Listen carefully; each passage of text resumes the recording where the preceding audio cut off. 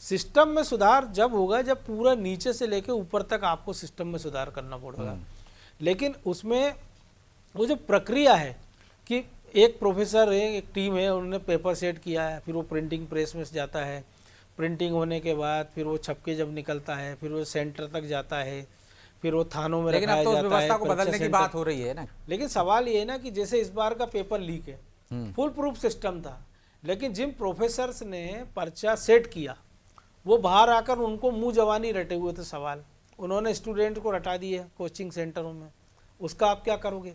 या तो फिर ये सिस्टम हो कि जैसे हम बजट में देखते हैं कि जब बजट का हलवा तैयार होता है उसके बाद जब बजट पेश नहीं हो जाता तब तक प्रिंटिंग प्रेस सहित उन सारे लोगों को एक बंद कमरे में रख दिया जाता है जहाँ पर मोबाइल नहीं होता, सारे सुख सुविधा उनके खाने पीने रहने का इंतजाम होता है। या तो इस सिस्टम में आप वो कर दीजिए। लेकिन ये प्रक्रिया लंबी है ना। या फिर दूसरा जो हम जेई का देखते हैं कि ऑनलाइन आपने कंडक्ट कराने लगे हैं कि कंप्यूटर पे लॉगिन पासवर्ड दे दीजिए और कोई रेंडमली आप उसमें सिलेक्शन करके छोड़ दीजिए। लेकिन उसमें भी हम देख रहे हैं कि अभी जो नया सिस्टम लेके आए हैं सीबीएसई का कि आपने कॉपी स्कैन की, अब किसी मराठी भाषी ने लिखी है और तेलुगु भाषी उसको जांच रहा है तो नंबरों में गड़बड़ी हुई, धुंधले धुंधले चीज़ें निकल कर आ रही हैं। तो इतना बड़ा देश है हमारा, जो हम सिस्टम की बात करते हैं कि साहब देखिए दक्षिण अफ्रीका में हो गया, जितनी दक्षिण अफ्रीका की आबादी उतने तो हमारे हर साल में पैदा हो रही है आबादी। तो करोड़ों लाखों लोगों के बीच का एक सिस्टम है, करोड़ों लाखों लोग के बीच के सिस्टम में हजारों लोग उस पूरी प्रक्रिया से जुड़े हुए हैं। तो इतना सब कवायद होने के बाद क्या भरोसा वापस आ जाएगा? निश्चित तौर पर नहीं आ पाएगा, क्योंकि आप मान के चलिए जब ये आंदोलन चल रहा था इसी बीच हमने देखा है कि एक पेपर लीक हो गया पंजाब में फार्मेसी का। पंजाब के वो मंत्री जो मांग कर रहे थे कि धर्मेंद्र प्रधान इस्तीफा दे, जंतर मंतर पर मनीष सिसोदिया और खुद अरविंद केजरीवाल ने कहा था कि अगर पंजाब सरकार में ऐसा होता तो मैं मंत्री का इस्तीफा दिला देता। आप बताइए इस्तीफा कहाँ है? हमने देखा कि उत्तराखंड में पुष्कर सिंह धामी के राज में एक पेपर वहाँ लीक हो गया 19 तारीख को, क्या वहाँ इस्तीफा हो गया? तो ये एक ऐसी प्रक्रिया है कि जब तक इसको नई टेक्नोलॉजी के हिसाब से डिजाइन नहीं किया जाएगा, उसके लूप होल सारे बंद नहीं किए जाएंगे और कुछ नया सिस्टम नहीं लाया जाएगा, क्योंकि आदमी के लालच की एक ऐसी चीज है कि जिसपे किसी का बस नहीं है। ठीक है मनोज जी, हमारे साथ भदौरिया जी जुड़ गए हैं, बीजेपी से हैं, प्रमोद जी कांग्रेस से हैं। आप दोनों का बहुत बहुत स्वागत है। और भदौरिया जी शुरुआत आपसे ही करते हैं। कांग्रेस तो कह रही है कि आपके पास कोई चारा नहीं बचा था इसलिए आपने इस्तीफा लिया, मजबूर हो गए थे आप। और क्या आंदोलन से सरकार झुकी है या जवाबदेही की वजह से ये इस्तीफा लिया गया है? देखिए ब्रजेश, भारतीय जनता पार्टी की सरकार हरदम छात्रों के साथ, आम जनता के साथ रहती है। यहां भी जो हमने अपनी एक जवाबदेही जो बनती है, इसमें गलत क्या है सही क्या है हमने इसको नहीं विचारा है। हमने सिर्फ छात्रों के हितों को नजरअंदाज नहीं किया है, उनको हितों में रखते हुए हमने डे वन से ही, जब पेपर लीक हुआ था, आपने देखा होगा इतनी जल्दी पिछली सरकारों ने कभी एक्शन नहीं लिया है। हमने तुरंत जैसे ही पता चला कि ये पेपर लीक हुआ है उसी दिन परीक्षाएं निरस्त कर दी और जांच बैठा दी, सीबीआई जांच कराई गई और जल्दी से जल्दी हमने पकड़ भी लिए और जेल में डाल दिए।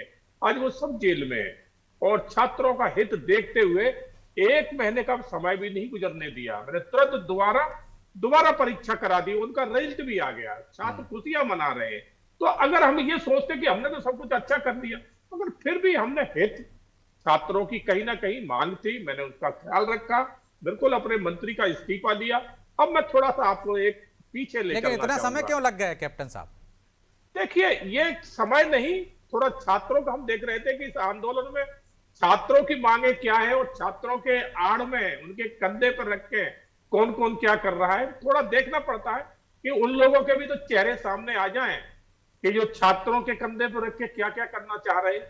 तो सरकार तो शुरू से ही छात्रों के साथ थी, सरकार छात्रों से अलग नहीं थी, मगर छात्रों के भेष में जो जो अपना चेहरा दिखाना चाह रहे थे, अपनी नीयत साफ करना चाह रहे थे। तो ऐसे लोगों को पहचान लिया क्या? खुलासा भी कर दीजिए कौन कौन ऐसे लोग हैं जो छात्रों के कंधे पर बंदूक रख रहे थे। क्या कोई राजनीतिक दल हैं, बाहरी लोग हैं? समय आने पे सब हो जाएगा, सब कुछ यहां नहीं कर सकते। मैं थोड़ा सा मैं आपको पीछे ले जाना चाहूंगा जी कि 2004 से लेके और 2014 तक सरकार किसकी थी? कांग्रेस की। कांग्रेस सरकार में बार बार पेपर लीक हुए। 2004 से लेके और 2009 तक अर्जुन सिंह शिक्षा मंत्री थे और एक बार नहीं, उनके टाइम कई विषय के कई पर्चा लीक हुए। 2009 से लेके 12 तक कपिल सिब्बल रहे, उस टाइम भी काफी पर्चा लीक हुए। और 12 से 14 तक एमएन पल्लव राजू शिक्षा मंत्री रहे कांग्रेस के, तीन रहे, और तीनों के शासन काल में कोई विषय ऐसा नहीं था जिसका पर्चा लीक ना हुआ हो। मगर किसी ने इस्तीफा नहीं दिया था, कोई नैतिकता नहीं दिखाई थी।